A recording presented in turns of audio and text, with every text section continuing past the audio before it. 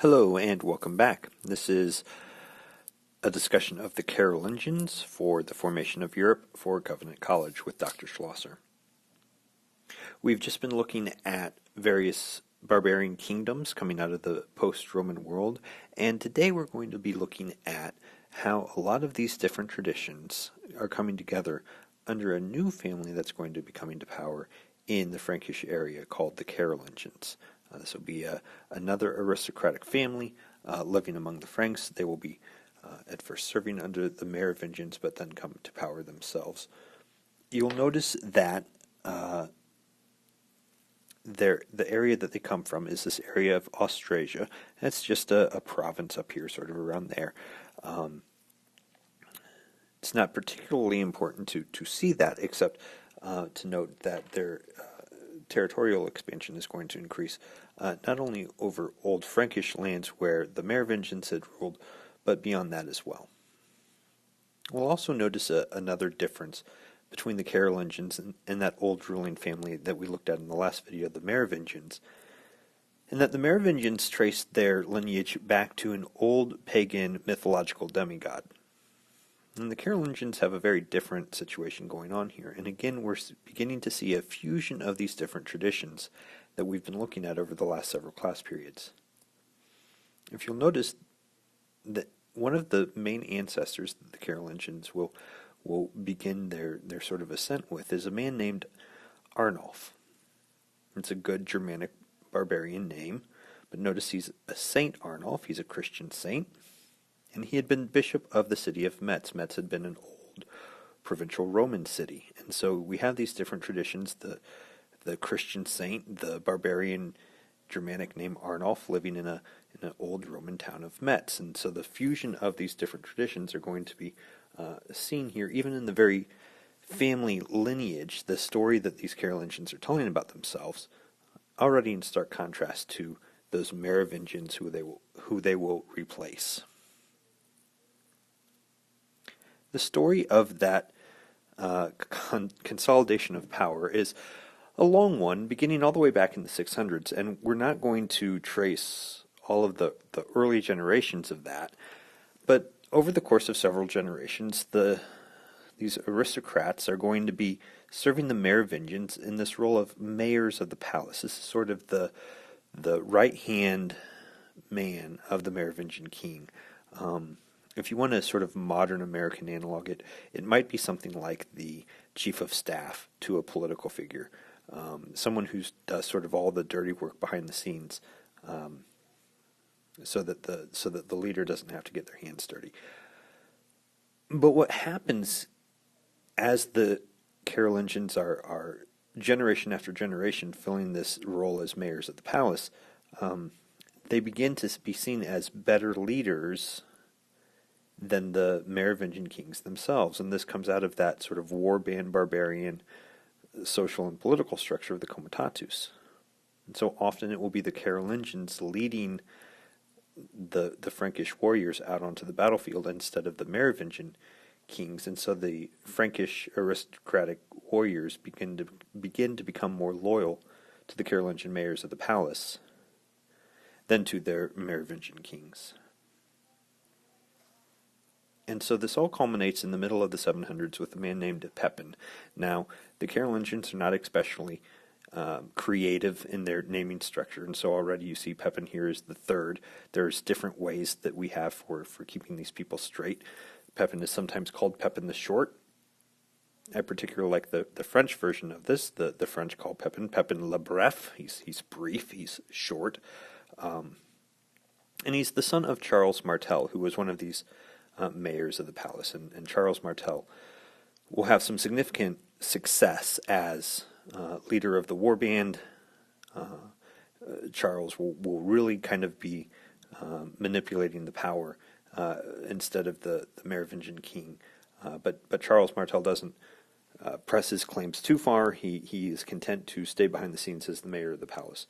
And it's actually him, Charles Martel, that this family name, the Carolingians, is named after. Charles Martel had two sons, Pepin, who we see here, and Carloman, And in this partible inheritance structure that we noticed last time with the Merovingians, Charles Martel's authority, his status as mayor of the palace, will be divided up between his two sons. There's a Austrasian palace, this area that the Carolingians are from, and another palace in a province called Nestrasia. And Pepin and Carloman will split up those responsibilities and duties between themselves. But here we begin to see something unique and something kind of unusual with the Carolingians, despite the partible inheritance structure that's in place. We'll see for the first time in a handful of generations where, despite partible inheritance rules, one person is going to come out inheriting all of the father's possessions and titles. And this happens, in this case, when Carloman retires to a monastery, giving up any of his kind of secular ambitions or claims in the late 740s.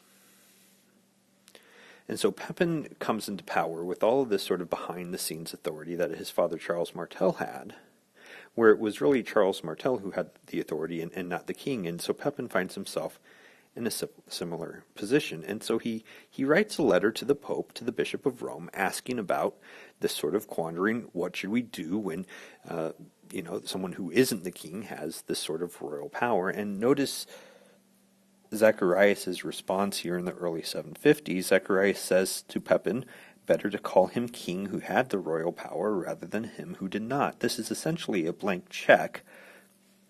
The Bishop of Rome is essentially saying to this Carolingian mayor of the palace, if you want to depose the king, if you want to take his place, we're not going to stop you. In fact, we might even back you up. And so Pepin does this. He deposes the Merovingian king. He sets himself up as the new king of the Franks. This is a usurpation. Pepin is a usurper, but he has the backing of the church. And in fact, the pope, it will be a different pope than Zacharias, his successor named Stephen, but Stephen will even anoint Pepin as the new king of the Franks in this practice called royal unction. Now, unction is just the anointing of a person with holy oil, and so royal unction would be the anointing of a royal person, a king or a prince or someone like this, with the holy oil. This might make you think of other situations where a new king is anointed by a holy man with oil. Say, for example, David in the Old Testament being anointed with oil by the prophet Samuel. There are direct and intentional parallels here with Old Testament Israelite kingship that these barbarian kings and Christian church leaders are playing into.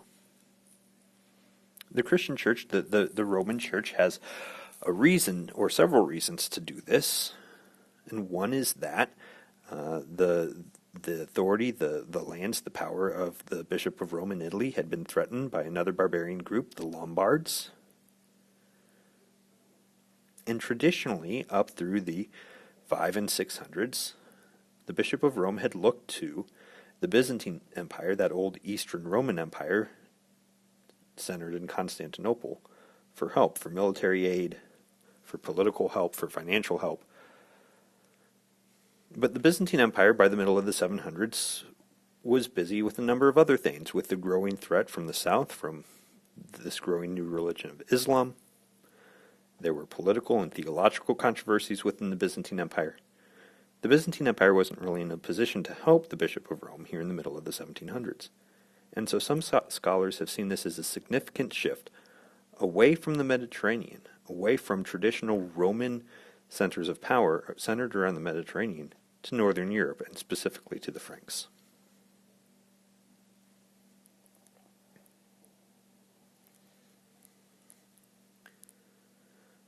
Pepin, again, will have two sons, and again, they're not incredibly creative with their naming. One of his sons is a Carloman, another is Charles. Charles will later become known as Charles the Great, or Charlemagne. But when Pepin dies at the end of the 760s, he'll be succeeded by his two sons, again in this system of partible inheritance. But again, like Pepin, Charles, or later Charlemagne, will get kind of lucky, because his brother Carloman will die just 2 years after his father in 771. It's not entirely clear how or why Carloman dies. Some people have suggested Charles may or may not have had a hand to play in this. It's not clear. But in any case, Charles does become the sole inheritor of Pepin's kingdom, this new Frankish Carolingian kingdom. And not only will he inherit the old kingdom that Pepin had ruled, but he'll extend his control into places like Italy and Bavaria and Saxony. And if we go back to that slide at the beginning, those lightest blue colors around the edges and down into Spain even a little bit, those will be areas conquered by Charlemagne.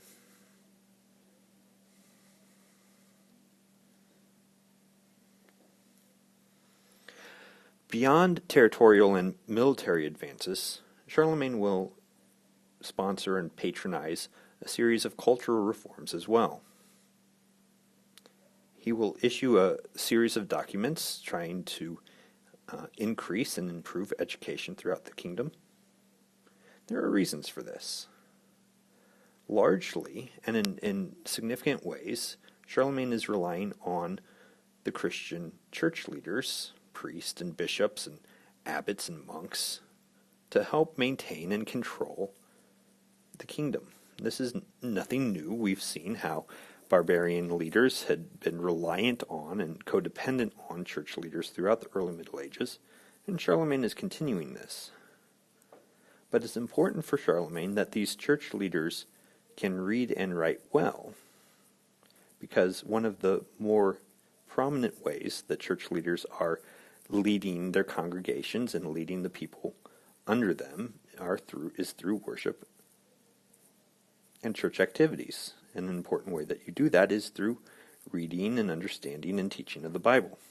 If you have a preacher who can't read the Bible well, understand the Bible well, have a good sense of learning and education, you might have bad ideas. And not just bad ideas, but bad leadership.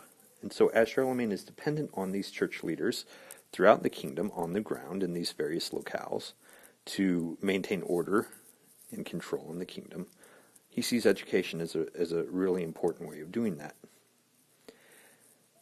And to go along with this idea of increased learning is a sense of renewal for Latin. If the Carolingians want nothing else, they want to try to get at doing things the right way. And so scholars around the Carolingian world will be looking back to old Roman writers and trying to get back at what good Latin grammar, good Latin prose, what the Roman writers, how they wrote, and trying to emulate that. Sometimes people will talk about a medieval Latin, and they'll sometimes talk about medieval Latin starting here around the Carolingian world. But largely the Carolingian efforts are based on an attempt to get back to the Roman way of doing learning, and especially linguistically Latin as sort of an administrative language. And then we mentioned how a lot of these leaders who are helping Charlemagne out are church leaders. Not only is there an interest in educating these church leaders, but there's also an interest in ensuring that throughout the kingdom, Christians are worshiping in the same way. And so we've looked the last couple of videos at differences in different styles of Christianity, Roman Christianity, Irish Christianity. There were other liturgies like a Gallic liturgy and a Visigothic liturgy. And Charlemagne is going to patronize this move towards a Roman hierarchy, emphasizing the Bishop of Rome as an important church leader. Again, maybe not the end-all, say-all in religious or questions in the Christian West, but increasingly doing Christianity in the way that Rome does it. And monastically, there'll be a similar movement towards standardizing monasticism according to the Benedictine rule that had come from Italy in the 500s.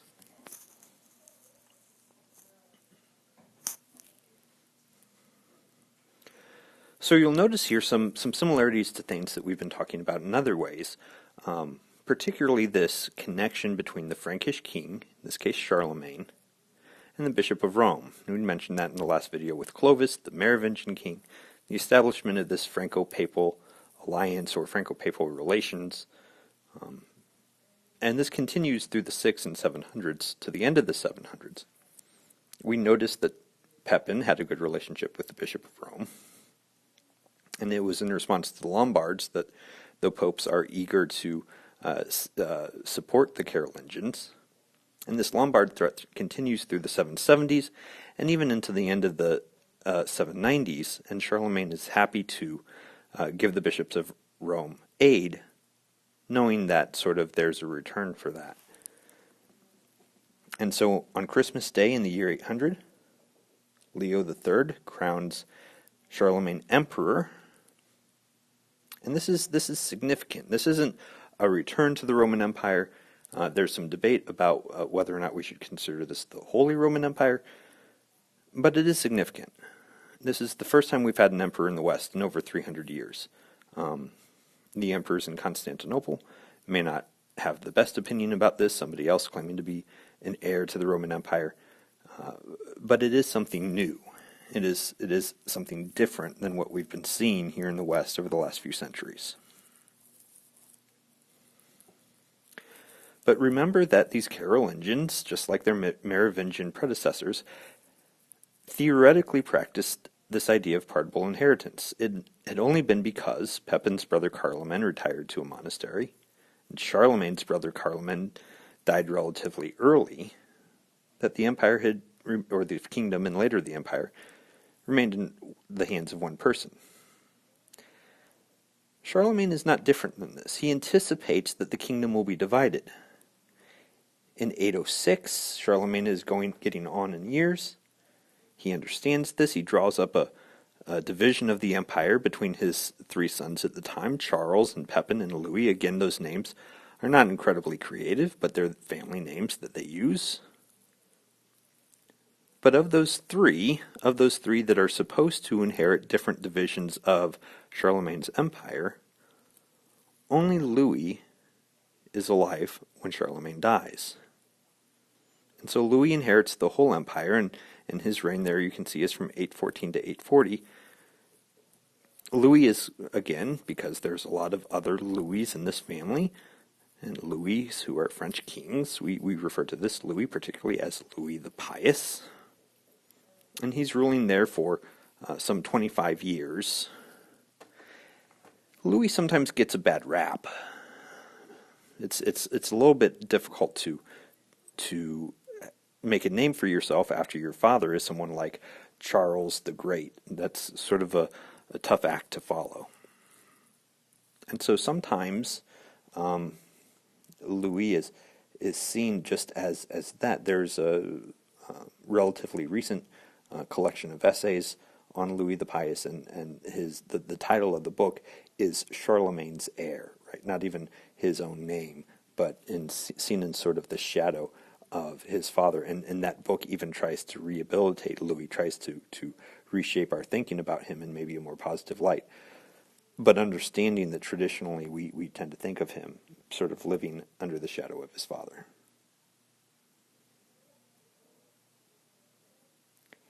It doesn't help in talking about Louis that the empire doesn't really survive his death in 840. Now, there are a number of reasons for this, but partly it's out of the very thing that we've been talking about, and that this family had been kind of lucky up until this point that only one son had survived the father. Louis happens to have three sons who outlive him. And for 3 years after Louis dies in 840, and for the next 3 years until 843, his three sons will fight with each other for control of this empire, and will largely be divided between the three of them in 843 in this Treaty of Verdun. And then over the next several generations, what had been this Carolingian Empire that had spanned a lot of Western Europe is divided up even more and more and more through a series of short reigns, partible inheritance, invasion from other groups like Vikings and Magyars, who we'll talk about next time. So by the early 900s, what is in that left-hand map, sort of the orangish-reddish eastern Frankish kingdom, is no longer under Carolingian control. The western Frankish kingdom, that green area, is under Frankish control through the 900s, but only sort of nominally. There are other families that may be challenging that, or largely sort of devolve into more local regional rule again, as had been sort of the custom throughout much of the rest of the early Middle Ages.